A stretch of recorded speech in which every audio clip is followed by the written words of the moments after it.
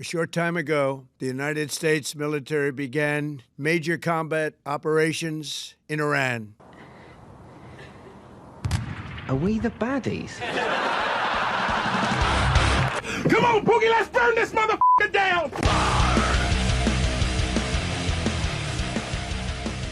Welcome to The World is Clyburning. I'm Travis Clyburn, and man, I've been feeling really nostalgic lately. I mean, if you're a millennial, we've got so much nostalgic stuff happening right now. We got Pokemon Fire Red and Leaf Green. Hilary Duff just dropped a new album. What? Oh yeah, and a new Middle Eastern war. That's crazy.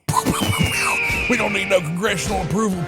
That shit's for pussies. I know a lot of people online lately have been obsessed with the year 2016, but I think the early 2000s is coming back, baby. Grab me my studded belt and my skinny jeans from Hot Topic. I'm about to two-step in a pit. Notice how I didn't get up from a chair? Because I'm getting old and fat. We'll say, though, back in my day, we had at least more professional names for our military operations, like Operation Iraqi Freedom, Operation New Dawn. Now we got these new names that sound like a horny 12-year-old thought them up, like Operation Epic Fury, Fortnite, and then Operation Midnight Hammer. What's the next one gonna be? Operation Fuck her right in the pussy. I'm also feeling nostalgic over this top-notch war-justifying propaganda. Damn. I mean, back in the day, when a little like this. The evidence indicates that Iraq is reconstituting its nuclear weapons program. Saddam Hussein has held numerous meetings with Iraqi nuclear scientists, a group he calls his nuclear mujahideen, his nuclear holy warriors. Facing clear evidence of peril, we cannot wait for the final proof, the smoking gun that could come in the form of a mushroom cloud. We have no ambition in Iraq except to remove a threat and restore control of that country to its own people. And now it sounds like this. We warned them never to resume their malicious pursuit of nuclear weapons, and we sought repeatedly to make a deal. We tried. They wanted to do it. They didn't want to do it. Again, they wanted to do it. They didn't want to do it. They didn't know what was happening. They just wanted to practice evil. I call upon all Iranian patriots who yearn for freedom to seize this moment, to be brave, be bold, be heroic, and take back your country. Dumber. Much dumber. Which is shocking because we didn't think it could get any dumber. So what's the next piece of nostalgia headed down the pipeline? I bet it's going to be crazy high gas prices, baby. Woo! America, pump my gas. I need it. I'll drink that shit. Woo! What the fuck am I talking about? I mean, fun fact, I graduated high school in 2008. Now, if you don't know what happened in 2008, it was bad. It was bad.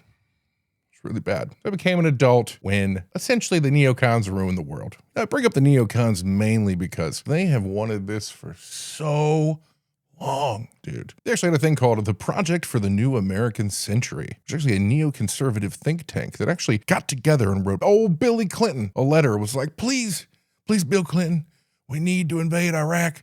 Afghanistan, we need it. This group was obsessed with the removal of Saddam Hussein as the leader of Iraq and essentially influenced the entire Bush administration into going into the region. Now, I bring them up because I actually came across an article from the National Interest, which is a neoconservative think tank. They love thinky tanks, dude. They love thinking in a tank about the basically impossible feat that would be going to war with Iran. Once again, geography would work to Iran's advantage, as almost all of Iran's major cities are located in the north of the country, and reaching them would be a Herculean challenge under the best of circumstances. For starters, the terrain, as always, would be challenging to traverse with a large invading force. More importantly, Iran is enormous. It's the 17th largest country in the world. It measures 1,684,000 square kilometers. That means it is a territory larger than the combined territories of France, Germany, the Netherlands, Belgium, Spain, and Portugal, all of Western Europe. It goes on, while Iran's military is greatly inferior to the U.S., flex,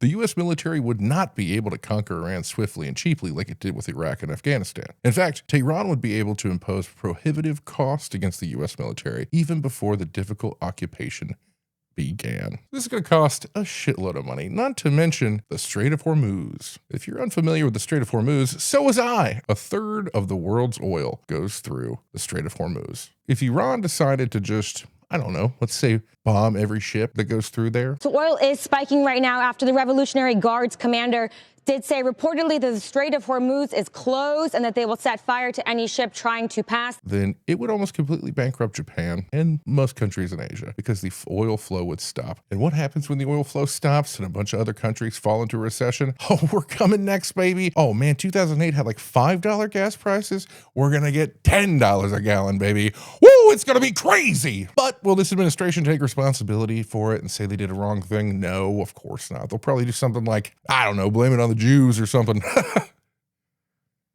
I guess you could technically blame it on one. Because let's be honest, the no foreign wars guy. And we are not going to deplete it again on stupid, senseless, endless wars. The no more regime change guy. We will stop racing to topple foreign, and you understand this, foreign regimes that we know nothing about. That guy slowly had his knob polished by Benjamin Netanyahu until he agreed to do all this. I mean, this is everything Israel ever wanted. Their mission, especially Benjamin Netanyahu and people like him, want the greater Israel. If you don't know what that is, here's a map. Does it look problematic? Does it look like that's a lot of countries? It's not going to be a good thing. And this isn't a myth. This isn't like a conspiracy theory. IDF soldiers are wearing patches of this exact map as we speak. And of course, as they were going into Gaza and doing horrible shit. Now, of course, most Jewish people have nothing to do with this. They have absolutely no interest in this or belief in this greater Israel stuff. Just like in America, most people don't believe that all the Jews need to go back to Israel so that Jesus can come back on like a horse or some shit. But the problem is all the ones in power do. And that's what really matters, right? The people in power believe in magic. And now we all have to suffer for it. Working class people have to suffer for it because we're the ones that are going to die over there. CENTCOM shared the news that 3 U.S. military service members have been killed in action. And sadly, there will likely be more. Before it ends, that's the way it is. Likely be more. We're the ones that are going to eat all these costs. Oil prices are skyrocketing above $70 a barrel, and that feeds directly into what consumers pay at the gas pump. Because you know when the oil stops flowing, they're passing the fucking buck right onto the consumer, and the prices are going to go through the roof. And we're the people that need the oil the most, and we're going to have to suffer. And I can already see what people that support this war are going to say. It's not a regime change war. This is not a so-called regime change war. I don't even know how the fuck that could be possible. We literally killed the guy. But the regime sure did change. And we actually had a list, fun fact, of people that would replace him. Oh, and oopsie poopsie, we killed the top 4 candidates. Oh no. That's crazy. And then you're going to see that flip that's going to go the other direction than it did in the early 2000s. Because I remember, oh man, people loved the war in Iraq. They were like, hell yeah, let's get him. And then it went bad. Lots of horrible shit happened over and over and over again for years and years and years with absolutely no exit strategy, kind of like now. And then you saw the flip of people getting on stage and saying the war in Iraq was terrible, kind of like this. It was a mistake. The war in Iraq, we spent $2 trillion, thousands of lives. We don't even have it. They lied. Okay. They said there were weapons of mass destruction. There were none, and they knew there were none. There were no weapons of mass destruction.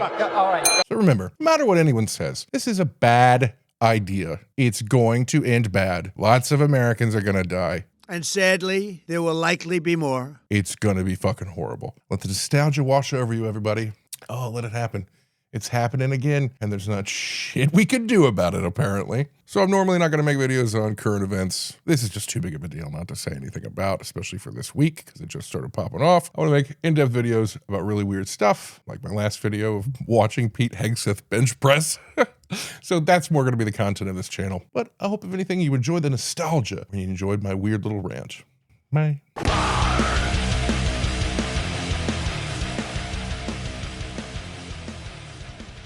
Stay safe out there.